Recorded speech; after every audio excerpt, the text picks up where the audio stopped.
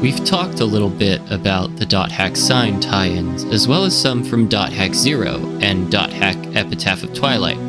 But apart from mentioning it whenever Sieg is brought up, we really haven't discussed how .hack Liminality figures into the narrative of IMOQ. I think the best way to handle this is to focus on the central characters and how they link up to the cast in IMOQ. And as we're approaching the grand finale, it seems only fitting to go down this rabbit hole at this juncture. But before pressing on, I do want to say up front, there will be some spoilers. The best place to start would probably be with Sieg's appearances in IMOQ. Sieg is a pretty powerful character within the world, played by Tomonari Kasumi. In .hack Infection, we first encounter Sieg talking to his friend Adajima about a sighting of a strange character, Mia. Later on, Adajima will express concern for Sieg and even try to help Kite in his efforts, as he thinks that this is the best chance at getting Tomonari to revive.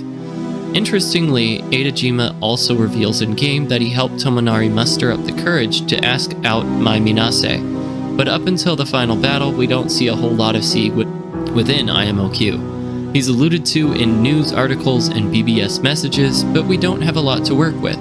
And I really like that because it encourages me to do what I love to do, a deep dive. We learn from side stories like .hack 0 that Sieg sees himself as a viable rival to Balmung. In order to understand who Tomonari is as a person, I need to make it clear that this rivalry is one-sided. Balmung doesn't even know who Sieg is. Quick side note, I've mentioned this before, but Tomonari intentionally chooses the name Sieg as a response to Balmung. Balmung is the legendary sword that the hero Siegfried wields. Even the choosing of his character's name is a means to try to one-up Balmung. This all serves as a nice bit of characterization that speaks to how eager Tomonari is to prove himself, and also how earnest he is as an individual. We also learn from .hack 0 that Sieg is a regular participant in challenges within the world. This makes sense. So is Balmung, and he wants to best him any chance he gets. What better way to do it and to prove objectively to other players that he is better than Balmung than by outranking him on an event's leaderboard? Though he comes up short time and again, he does gain notoriety as one of the more skilled players of the world because he places in the top 10 consistently. His prowess results in his receiving a fan letter from Alf. Alf is friends with Carl, and she actually reaches out to Sieg because she is worried about Carl. If you're familiar with the events of .hack 0, you'll understand that she has every reason to be worried. And before we continue, I did want to include Alf's fan letter from .hack 0. Quote, "Dear Sieg, my name is Alf. I'm not sure if this is the best place to post this, but congratulations on placing third in yesterday's Statue of the God of Time attack trial. I really thought you were going to win this time, so I was disappointed when you didn't. Damn you, Balmung, you're too strong. That's a joke, of course. Just a joke. I apologize to Balmung and his fans. I will continue to support you, Sieg, so please keep up the good work." End quote. We learn from this exchange and the narration that surrounds it that Sieg is flattered by Alf's apparent crush on him. For those of you who know a little bit about Tomonari's future role in .hack GU, his being the object of adoration of a girl should come as no surprise, and the players behind Alf and Sieg quickly transition from responses on the BBS to email exchanges where they even talk about their personal lives. Tomonari does eventually realize that Alf's player is 12 and appropriately shifts how he interacts with her, much to his disappointment, but at least he's a decent human being?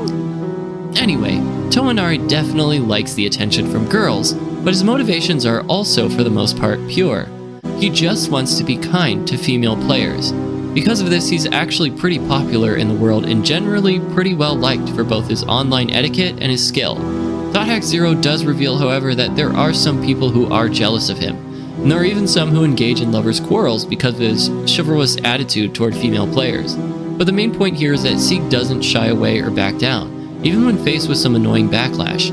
He reaches back out to the lover scorned and tries to clear up misunderstandings and resolve issues. He also listens to the problems of many girl players. This is actually what prompts him to agree to Alf's request to meet Carl. He wants to hear her out as well. But the main reason I bring up this scene is for whom it alludes to at the very end. When considering how to approach Carl, Tomonari thinks about whom he might ask for advice. Instead of honing in on other players of the world, his mind is drawn to a girl he sits next to in class, none other than Mai Minase, the titular character of episode 1 of .hack Liminality.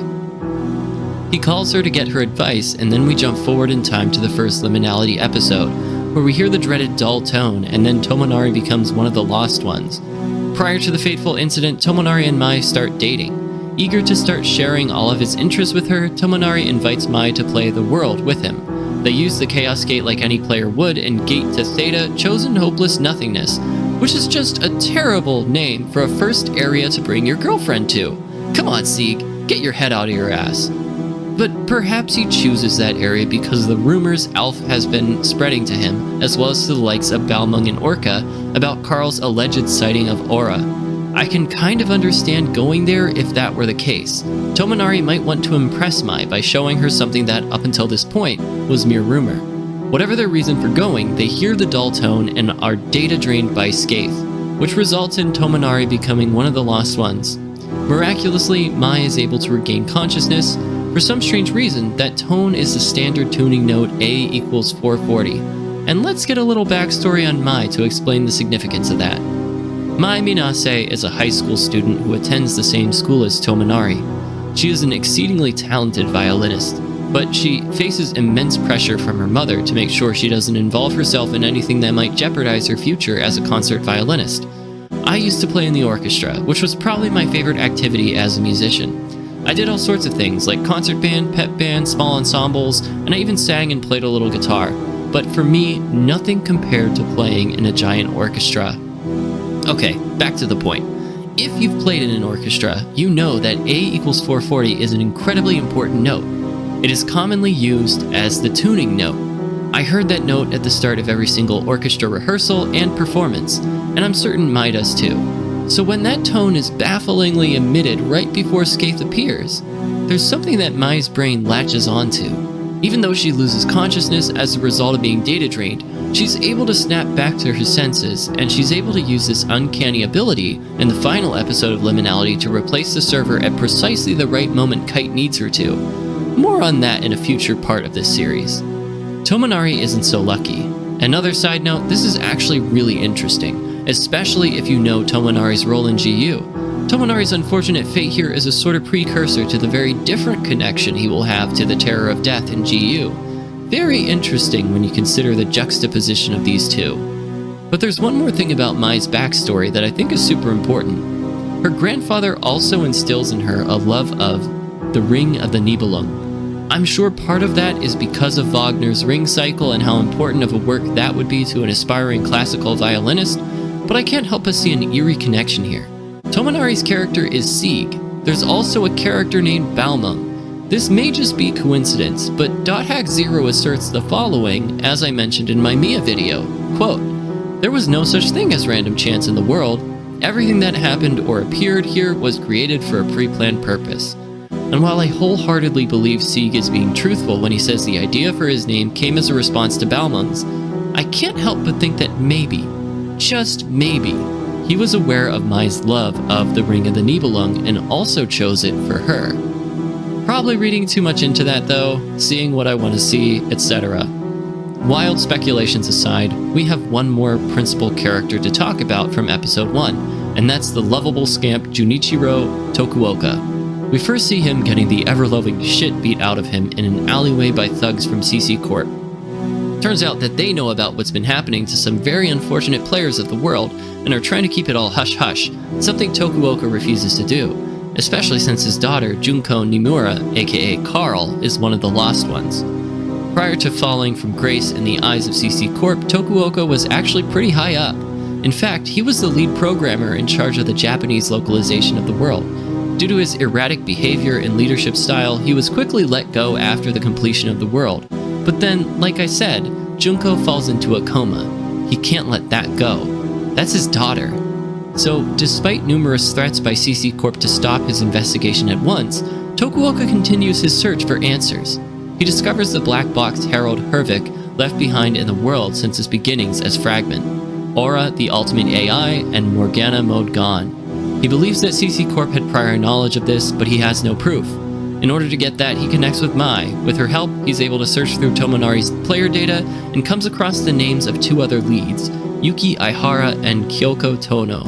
We'll get to them in the next 2 parts. This context should hopefully help you make the connections between at least the first episode of .hack Liminality and .hack IMOQ. The events of Liminality Episode 1 align with Kite's and Black Rose's encounter with Meg, who had posted on the BBS asking if anyone had any information on Alf and her disappearance. Spoiler, she becomes one of the lost ones too. This post was deleted by Leos, and he discouraged her from looking into this matter further. Suspicious much? Upon meeting up with Meg, she proves to be pretty unhelpful. Guess Leos must have gotten to her. Luckily, Helba was there to recover the post and point our heroes in the right direction of Theta, Chosen Hopeless Nothingness, the fateful area where Mai and Tomonari encountered Skaith and Aura. Hoo! Well, that'll do it for this episode. But don't you worry your pretty little heads. We'll be back at it for part 2, where we do a deep dive on Liminality Episode 2 and Yuki Aihara. Catch you later!